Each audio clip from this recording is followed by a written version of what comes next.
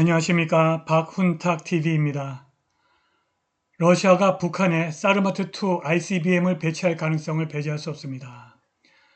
러시아는 탄약이 넘치기 때문에 북한산 탄약을 필요로 하지 않습니다. 그럼에도 불구하고 푸틴이 북한에 극초음속 미사일과 핵무기, 위성 그리고 핵 잠수함 등 게임 체인저스를 제공할 것이라는 서방의 보도가 있었습니다. 푸틴과 김정은이 북한에 사르마트2 배치에 합의할 가능성을 배제할 수 없습니다. 방송 전에 한 말씀 드리겠습니다. 여러분 잘 아시다시피 제 방송에는 광고가 잘 들어오지 않습니다. 들어와도 단가가 낮은 광고만 들어옵니다. 여기 후원 계좌 있습니다. 자율 구독료 부탁드립니다. 구독, 좋아요, 알람 설정 부탁드립니다.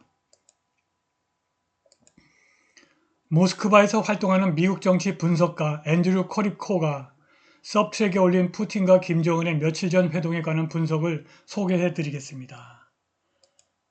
커립코는 푸틴과 김정은의 군사거래가 서방과 관계를 유지하고 있는 중국과 글로벌 그리고 국가 수준에서 균형을 맞추려는 시도라고 분석했습니다.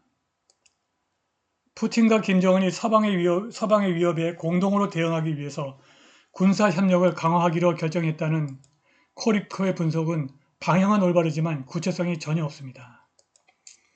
서방의 보도에 따르면 러시아가 북한이 보유한 소련시대의 낡은 탄약과 대포를 받는 대가로 극초음속 미사일, 핵무기, 위성, 핵잠수함 등 첨단 군사시설을 북한과 공유한다는 것입니다. 서방은 이 거래가 미국, 한국, 일본 삼각동맹과 균형을 맞추고 내년까지 러시아의 특수군사작전을 계속 유지하기 위한 것이라고 합니다.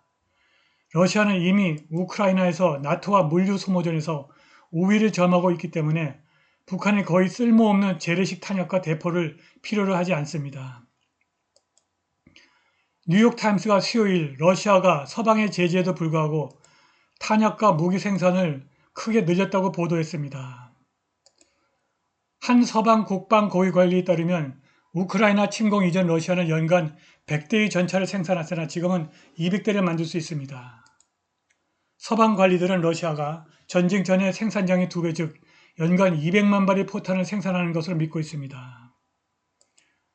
생산량 증가로 러시아는 미국과 유럽의 생산량보다 더 많은 탄약을 생산할 수 있습니다. 미국과 나토 동맹국들은 생산량을 늘리려고 하지만 결과는 수년 동안 나타나지 않을 것으로 예상됩니다. 나토 사무총장 옌스 스톨텐베르그는 우크라이나가 동맹국들이 생산하는 속도보다 더 빠른 속도로 포탄을 소비하고 있다고 말했습니다. 에스토니아 국방부 고위관리 쿠스티 살렘은 타임지에 기고한 논평에서 러시아의 현재 탄약 생산량이 서방보다 무려 7배 더 많다고 추정했습니다. 러시아의 군산복합체가 현재와 미래의 요구를 다 충족하고 있기 때문에 러시아가 탄약이 모자라서 북한과 군사협상을 하고 첨단 군사기술을 제공한다는 설명은 믿기 어렵습니다.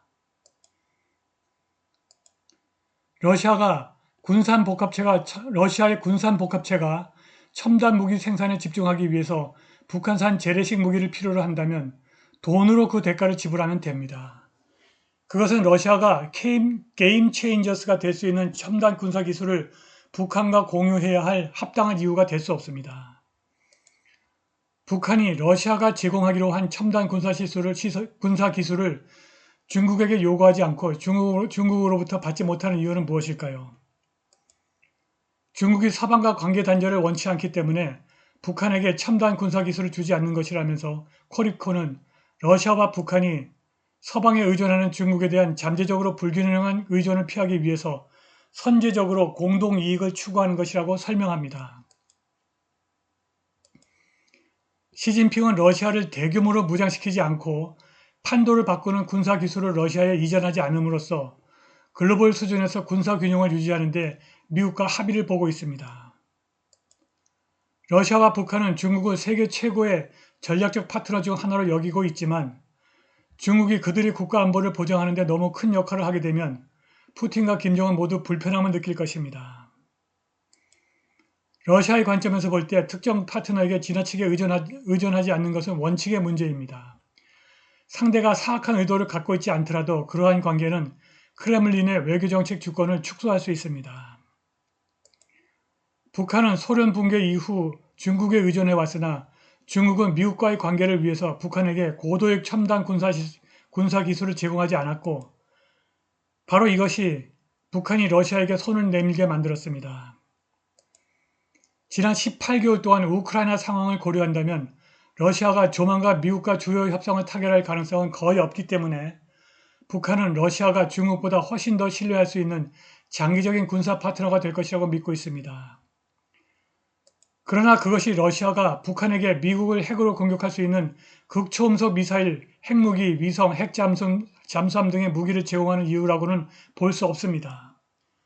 제가 어제 방송에서 보여드렸듯이 미국이 러시아와 핵전쟁을 준비하고 있고 러시아도 북한에 이러한 게임 체인저스를 제공함으로써 핵전쟁을 준비하고 있는 것입니다.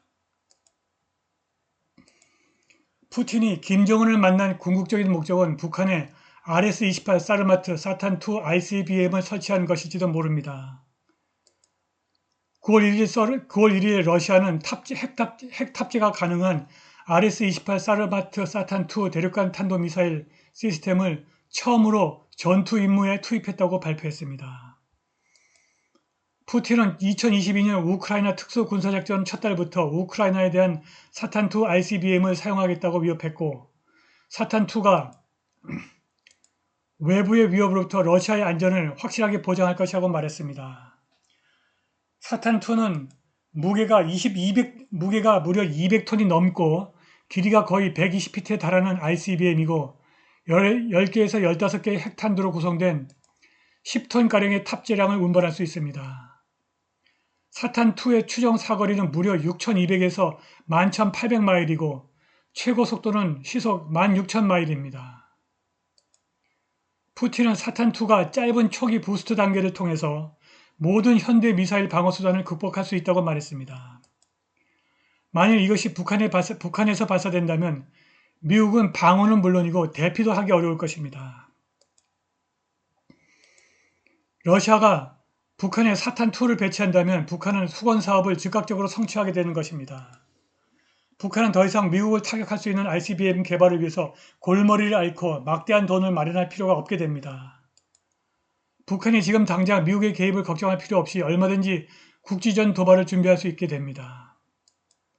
북한의 중앙통신은 김정은이 해군의 날 기념연설에서 미국, 한국, 일본이 실시하는 3국 해군 훈련을 비난했고 한반도 앞바다가 핵전쟁의 위험으로 불안정해지고 있다면서 침략 가능성으로부터 조국을 방어할 준비를 갖추라고 명령했다고 전했습니다.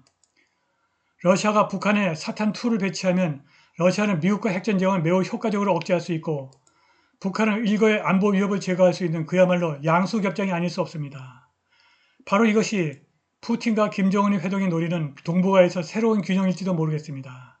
이 예측이 틀리기 바랍니다. 오늘 방송은 여기까지입니다. 감사합니다.